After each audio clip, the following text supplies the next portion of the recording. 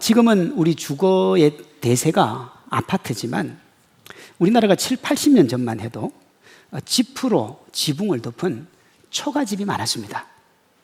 이 초가집은 곤충이 잘 서식할 수 있는 환경이었고 그 중에 피를 빨아먹고 사는 빈대가 골칫거리였어요. 빈대요. 2부에 보니까 아이고 목사님 제가 그 빈대 알아요 그런 분이 있더라고요. 이 빈대 한 마리에 물렸다는 것은 이미 수백 마리의 빈대가 집안에 있다는 걸 의미하는 거예요. 이 빈대에 물리면요 물린 곳을 긁다가 밤잠을 설치게 되고요 삶의 질도 떨어지는 겁니다. 그래서 편안한 잠을 위해서도 삶의 질을 위해서도 이 빈대는요 잡으면 좋아요.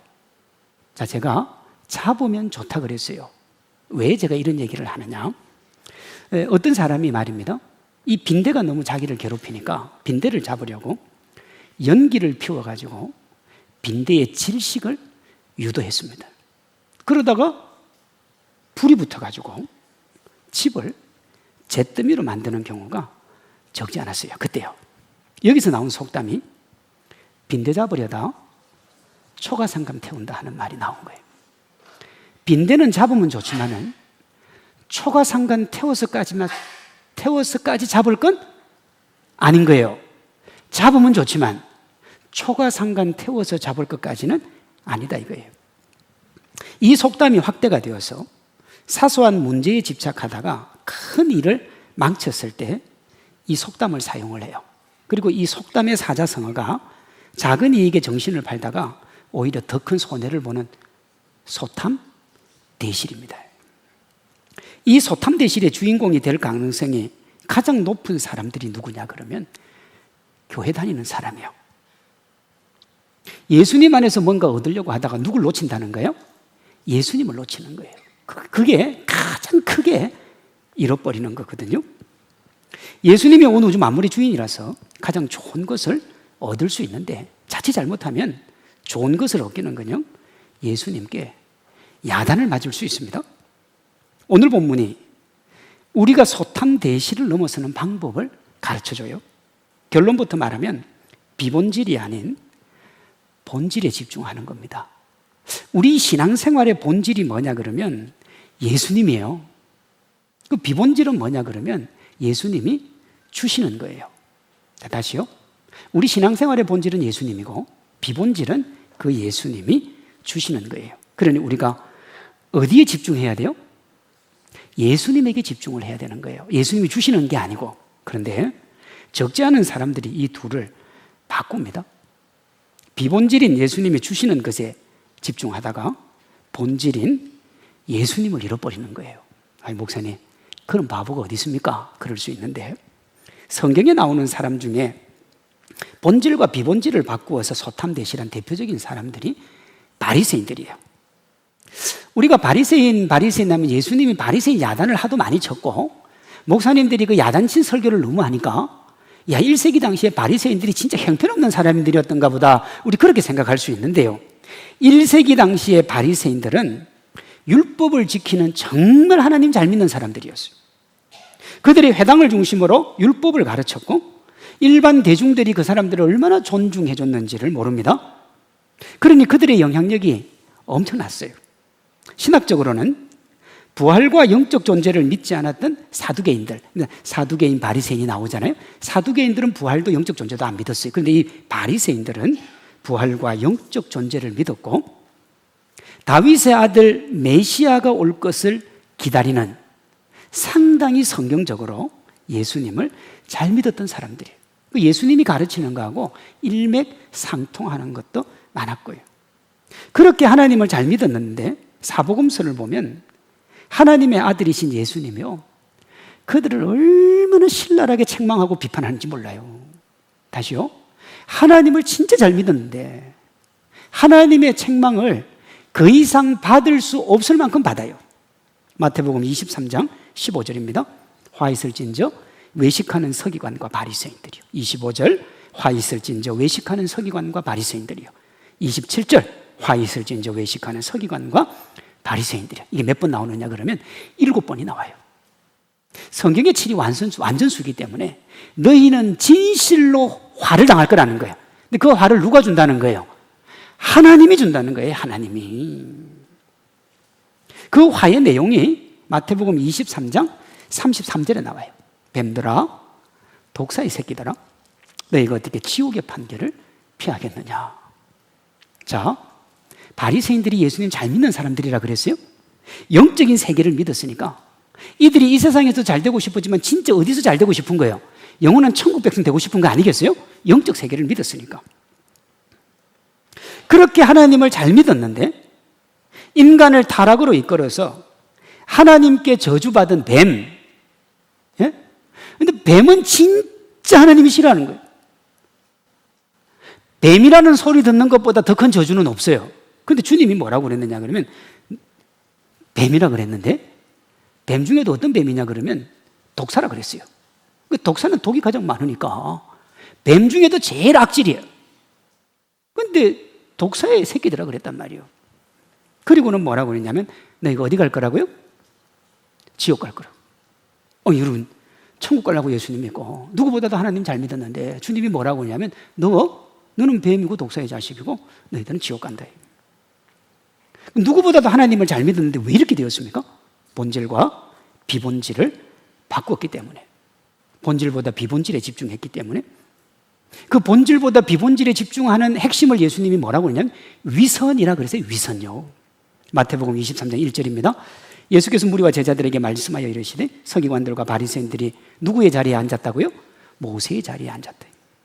그러므로 무엇이든지 그들이 말하는 바는 행하고 지키되 그들이 하는 행위는 본받지 말라. 그들은 말만 하고 행하지 아니하며 그들의 모든 행위를 누구에게 보이려고요?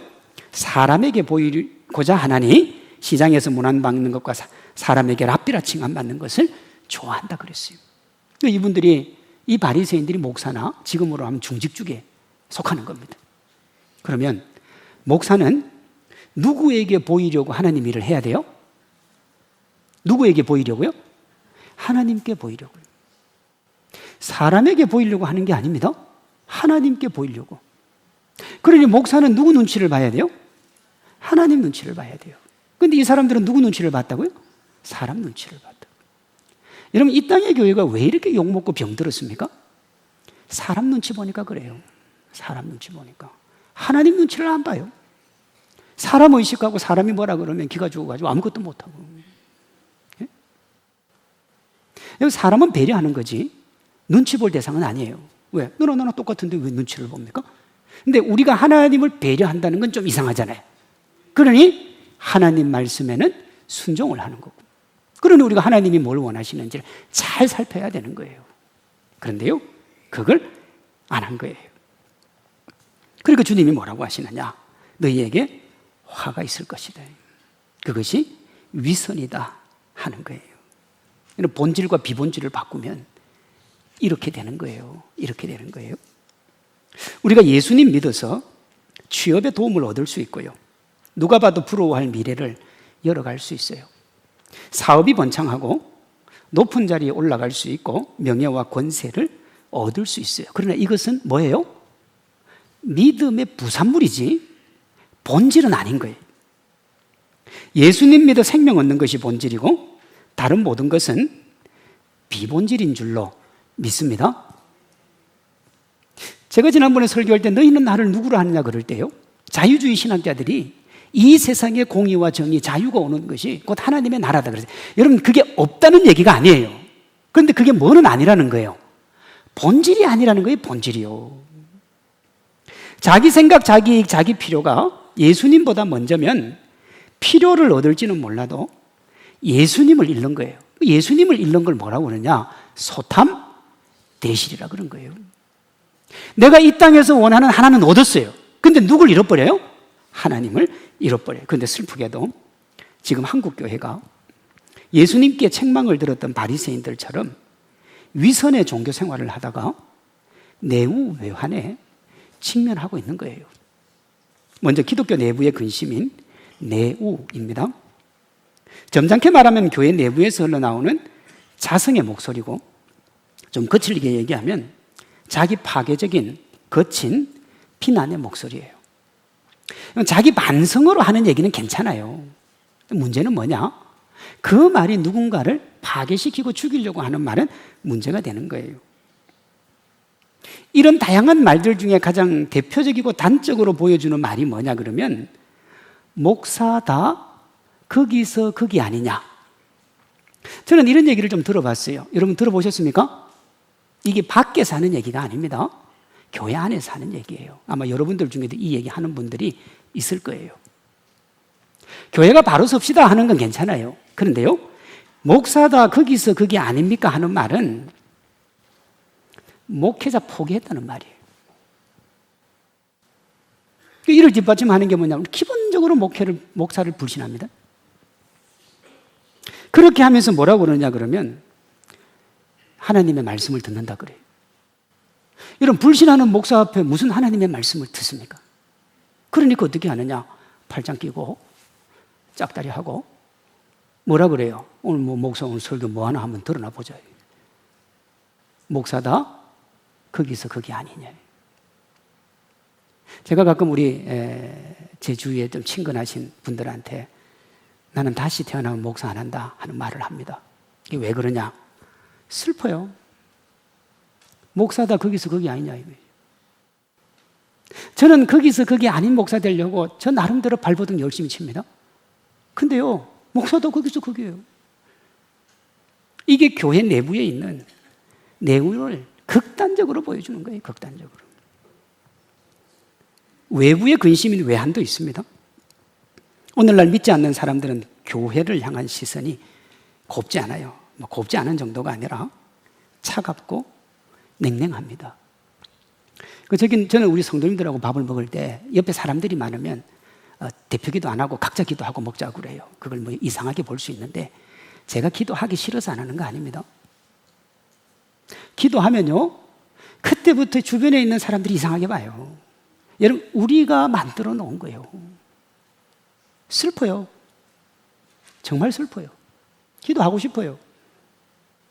근데 어떤 분들은요, 그 기도 해놓고는 또 직원 불러가지고 반찬이 좋니 안 좋니 뭐 어떠니 뭐라겠어요 그 직원이. 예? 여러분 너무 밖에 나가가지고 나 어느 교회 뭐 집사인데 권사인데 그 소리 하지 마요 좀. 하지 말고 그리스도인답게 살아요. 진실로 주님 자녀답게 사시다가 야, 저 사람 참 다르네. 어떻게 저 사람은 저렇지? 그 얘기가 들려오면 살짝 흘려요. 저 교회 다닙니다. 이렇게. 그제서야 사랑받는 거예요. 피리를 불어도 춤추지 않고 슬프게 울어도 가슴을 치지 않는다는 말씀이 있잖아요. 크리스찬과 교회의 외침을 세상은 선의로 받지도 않고 반응하지도 않습니다. 참 슬픈 시대를 우리가 살아가요. 이것이 오늘날 크리스찬 각자와 교회가 처한 현실입니다. 어떻게 해야 돼요? 계속 기죽고 수세에 몰리고 힘들고 어렵게 살아가야 됩니까? 아니잖아요. 그럼 어떻게 해야 돼요? 어떻게 해야 자기 파괴적인 비난의 목소리가 희망의 목소리가 되고 차갑고 냉랭한 시선을 부드러운 시선으로 돌릴 수가 있느냐? 그것은 믿음의 본질이요 신앙의 본질인 예수님께 집중하는 것입니다. 왜 우리가 이렇게 되었느냐? 본질인 예수님이 아니라 예수님이 주는 것에 너무 집중을 많이 한 거예요. 여러분들 한번 기도 한번 보세요. 하나님 이것 주세요, 저것 주세요, 이것 어때요, 저것 어때요. 그 기도는 어마어마하게 많은데 내가 주님을 위해 어떻게 살겠습니다. 여러분 그런 기도 있습니까? 하나님 내가 주의 영광과 주의 나라를 위해 이렇게 저렇게 살겠습니다. 그게 있어요? 하나님 이거 주세요, 저거 주세요. 하나님 나한테 왜 안 주세요? 아니 그런 하나님은 난 하나님 못 믿지. 그게 이 땅의 교회를 병들게 한 거예요. 이걸 회복시키는 방법은 뭐냐면 다시 복음으로 돌아가는 거예요. 다시 말씀으로 돌아가는 거예요. 예수님께 집중하는 거예요. 오늘 본문에 나오는 이방 여인 수로보니게 족속의 여인이 그걸 보여줘요. 여러분 1세기 당시의 여자는 기본적으로 사람 취급을 못 받았어요. 아리스토텔레스는 뭐라고 그랬냐면 덜 진화된 남자라 그랬어요. 그러니까 여자는 무시를 받았는데 이 여인은 또 이방인이에요. 이방인은 남자도 유대인들한테 무시를 받았단 말이에요. 그러니 이 여인은 유대인들에게는 사람 축에도 못 드는 거예요. 예수님 같이 위대한 분 앞에는 이 여인이 갈 자리가 사실은 상식적으로 없는 거예요. 그런데 이 여자가 예수님께 와서 나의 귀신 들린 나를 고쳐달라 그래요. 근데 본문을 보시면 얼마나 간절하고 얼마나 처절한지 몰라요. 소리를 질러서 예수님께 얘기했는데 예수님이 들은 척도 안 하는 거예요. 더 크게 소리를 질렀어요. 우리가 24절을 보면 의도적으로 예수님이 외면을 하세요. 그런데도 25절에 보면 여인이 예수님 앞으로 와요. 외면하시는데도 절을 해요. 그리고 딸을 살려달라고 간청을 해요. 야, 우리 예수님 사랑인데 그 정도면 예수님 도와줘야 되잖아요. 그런데 26절에 정말 우리 주님이 정말 못된 말을 해요. 자녀의 떡을 취하여 개들에게 던짐이 마땅하지 아니하니. 1세기 당시의 개는요, 정말 사람들이 무시한, 진짜 내다 버려도 뭐라 못하는, 그걸 대표한 명사가 개라는 거예요. 예수님이 여인에게 개라고 그런 거예요. 보통 사람 같으면 소란 피우고 욕하며 떠나갔을 거예요. 그렇게 떠나가도 누구도 뭐라 할 수 없어요. 왜? 예수님이 잘못했잖아요. 그렇죠? 예를 들어서 어느 성도가 저를 만나고 싶어서 왔는데 제가 예를 들어서 이런 문입니다. 그러면 여러분 저 목회 못할걸요? 이 목사님한테 갔더니 목사님이 누구 보고 뭐라 했다더라. 목회 못해요. 예수님이요 그렇게 하신 거예요. 그런데 여인이 떠나가지를 않습니다. 배알도 없다는 말이 어울릴 만큼 여인이 지금까지보다 더 간절하게 완전히 자신이 망가지는 걸 무릅쓰고라도 예수님께 매어 달려요. 오늘 보면 27절을 보세요. 여자가 이르되 주여 올소이다마는 개들도 제 주인의 상에서 떨어지는 부스러기를 먹습니다. 이 말을 들으신 예수님이 이렇게 대답을 하세요. 28절. 이에 예수께서 대답하여 이르시되 여자여 내 뭐가 크다고요? 믿음이 크도다. 내 소원대로 되리라 하시니 그때로부터 그의 딸이 나으니라. 여인의 관심사가 뭐예요? 딸이 낳는 거예요. 예수님은 딸 낳는데 관심이 있어요, 없어요? 없어요. 예수님은 관심이 없어요. 예수님의 관심은 어디 있어요? 이 여자가 진짜로 내가 딸이 낫게 해줄 것을 믿는지 안 믿는지 그게 관심이 있어요. 왜냐? 예수님은 그 딸의 병을 고쳐주기로 마음만 먹으면 언제라도 고쳐주실 수 있어요.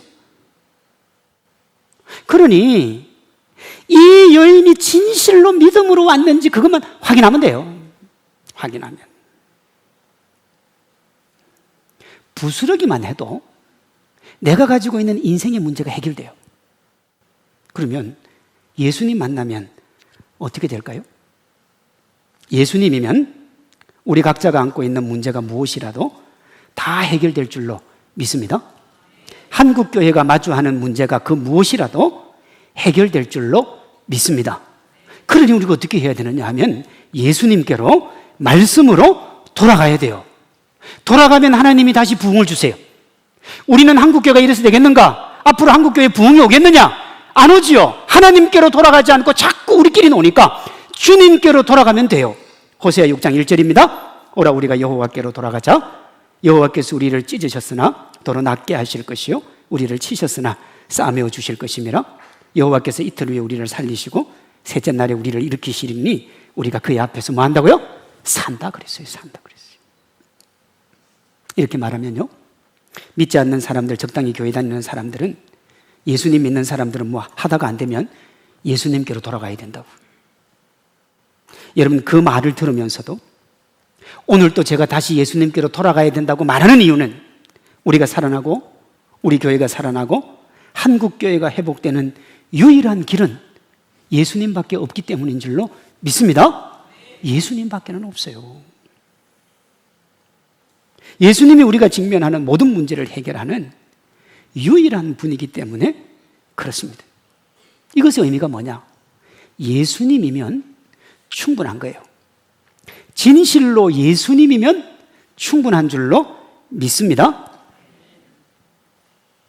그러면 우리가 예수님께로 돌아가야 되는데 어떻게 돌아가야 되냐? 제가 아까 얘기했잖아요. 위선을 버려야 돼요. 위선을. 그게 제일 중요해요. 그 다음에 수로보니게 여인처럼 우리의 전부를 예수님께 걸고 우리 삶을 예수님께 맡겨야 되는 거예요. 이 두 가지가 필요해요. 위선을 버려야 돼요. 이것을 성경은 믿음의 삶이라 그럽니다. 먼저 위선 버리기입니다. 오늘날 예수님 믿는 개인과 교회는 하나님을 제대로 믿지도 않으면서 잘 믿는다고 생각하는 것 같아요. 우리가 그걸 먼저 버려야 돼요. 미국 문학의 아버지로 불리는 마크 트웨인이 이런 말을 했어요. 당신이 어려움에 빠지는 이유는 당신이 무엇을 하는지를 몰라서가 아니라 도리어 지나친 확신 때문이다. 이걸 바리새인에게 적용을 하면 그들이 예수님께 독사의 자식이라는 치욕적인 책망을 들은 이유가 뭐냐 그러면 자신들이 잘 믿고 있다는 지나친 확신이에요. 그들이 누굴 믿었어요? 하나님을 믿었어요. 그리고 하나님이 보내주시는 누굴 기다렸어요? 메시아를 기다렸어요. 메시아 예수님이 오셨어요. 그러면 이제 누구를 잘 섬겨야 돼요? 예수님을 잘 섬겨야 돼요. 근데 자기만의 믿음의 방식이 있었던 거예요.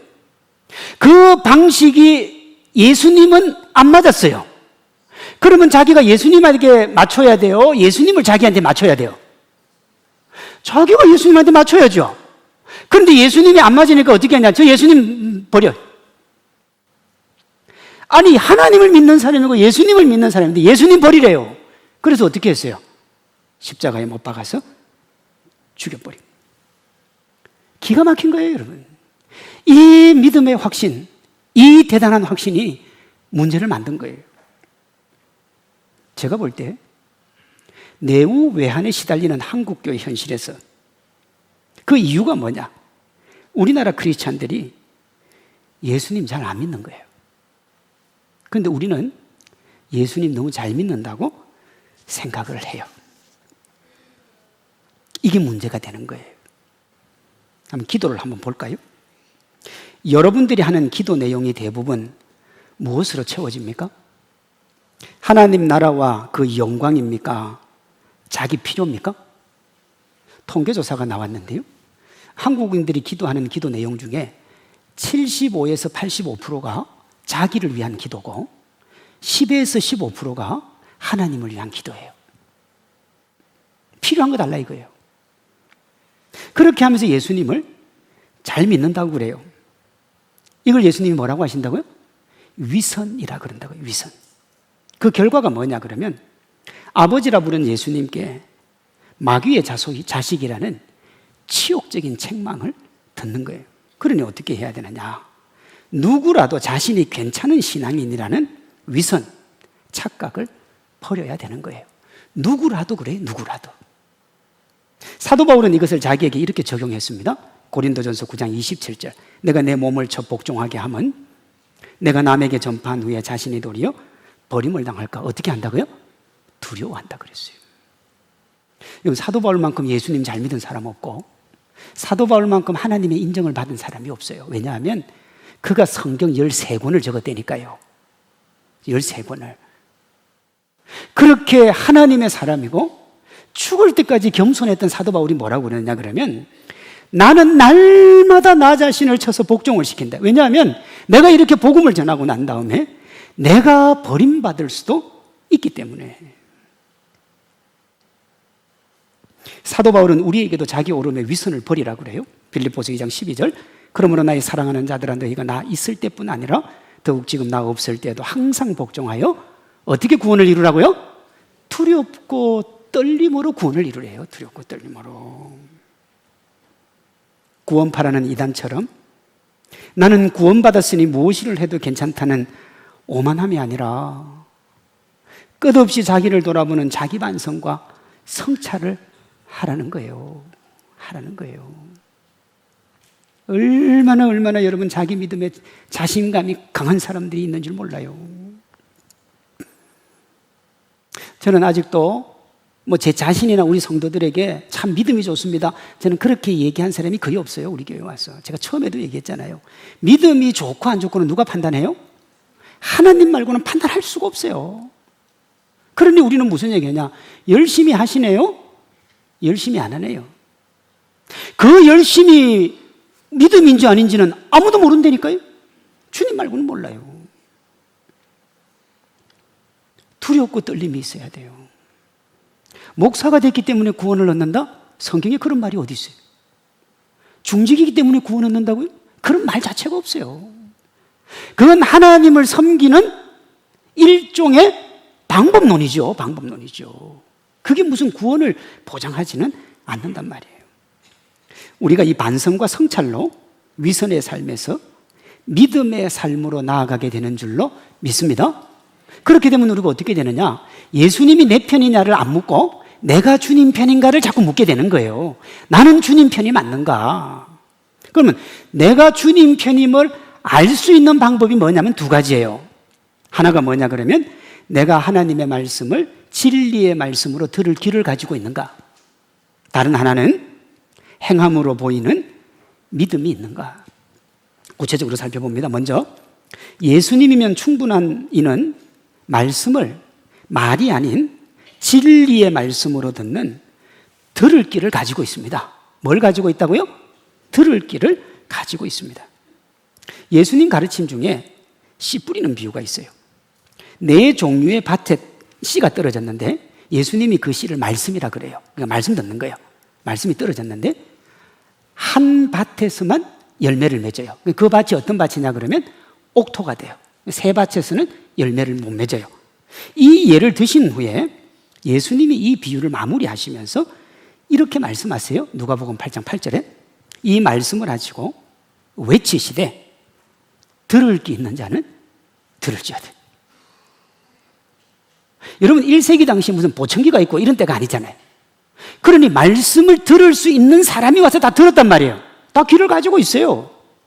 그런데 주님이 이 예를 다 들고 말씀이 씨라고 얘기하시고 옥토에 떨어진 밭에 열매가 맺어 아름다운 수확을 거두었다고 말씀하시면서 뭐라고 그러냐 그러면 들을 귀 있는 자는 들으라 이거예요.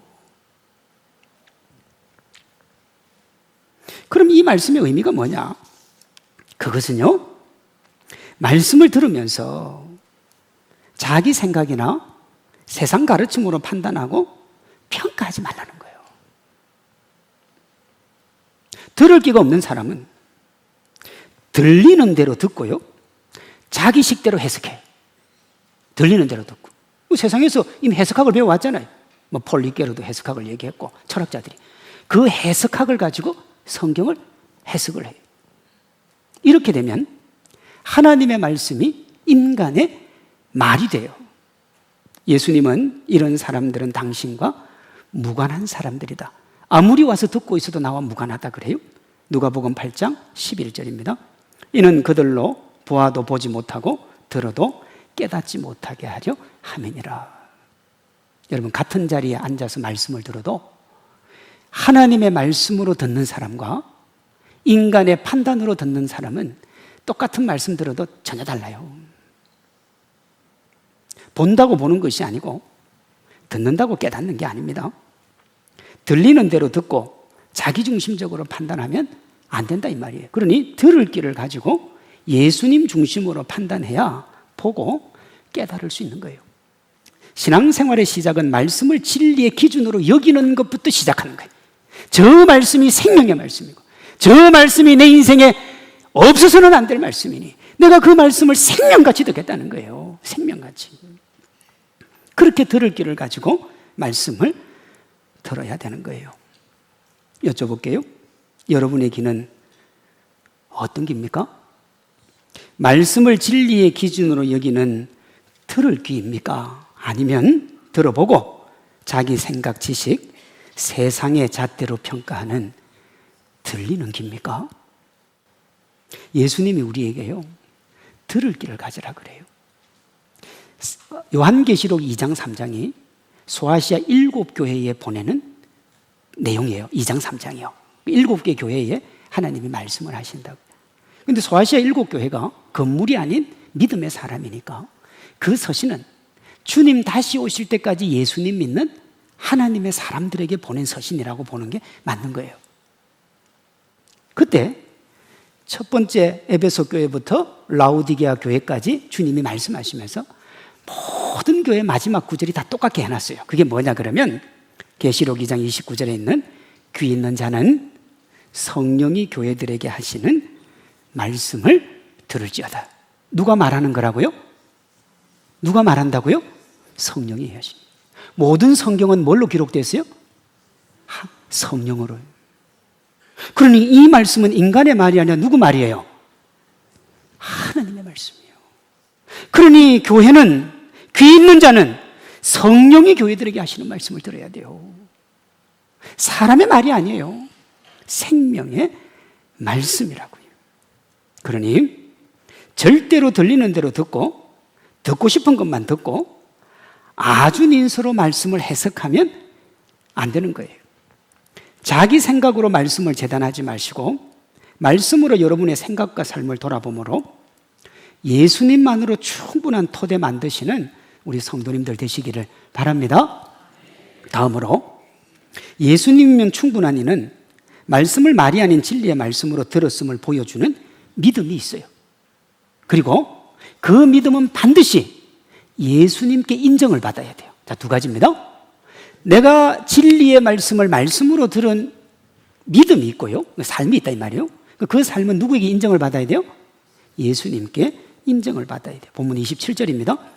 여자가 이르되 주여 올소이다마는 개들도 제 주인의 상에서 떨어지는 부스러기를 먹나이다 하니 예수께서 대답하여 이르시되 여자여 내 믿음이 커도다 네 소원대로 되리라 그랬어요. 이 여인의 믿음은 예수님께 인정을 받은 거예요. 여기 사복음서를 보면요, 이렇게 인정받은 믿음으로 역사를 만든 게 진짜 많습니다. 먼저 마가복음 9장 33절 예수께서 이르시되 딸아 내 뭐가요? 믿음이 너를 구원하였으니 평안히 가라 내 병에서 너여 건강할지어다. 마태복음 8장 13절 예수께서 백부장에게 이르시되 가라 내 믿은 대로 될지어다 즉시 하인이 나으니라 그랬단 말이에요. 믿음을 인정받았다니까요. 구약도 마찬가지입니다. 하나님이 다니엘의 믿음을 보시고 사자굴에서 살려주셨고 사드락, 메삭, 아벳노고의 믿음을 보시고 풀무불에서 살려주신 거예요. 믿음을 보시고 살려준 거예요. 그 살려줄 만한 믿음이 된 거예요. 가끔요, 믿음으로 하는데 목사님 나는 왜 안 돼요? 하는 경우가 있습니다. 두 가지예요. 하나는 때가 안 됐어. 근데 그런 경우에는요, 마음이 불편하지 않아요. 응답이 안 돼도. 왜? 기도해 보신 분은 알아요. 또 하나는 뭐냐 그러면 믿음이 안 되는 거예요. 믿음이. 하나님은 문제에 관심이 없다니까요. 왜? 문제보다 크시기 때문에 그 문제 다 해결해 주는데 관심 기울일 게 뭐 있어요? 믿음이에요. 믿음. 네가 믿음으로 그 문제를 해결할 만한 힘이 있느냐. 근데 그 믿음은 자기가 믿음이 있다고 해서 되는 게 아니고 누구한테 인정받아야 된다고요?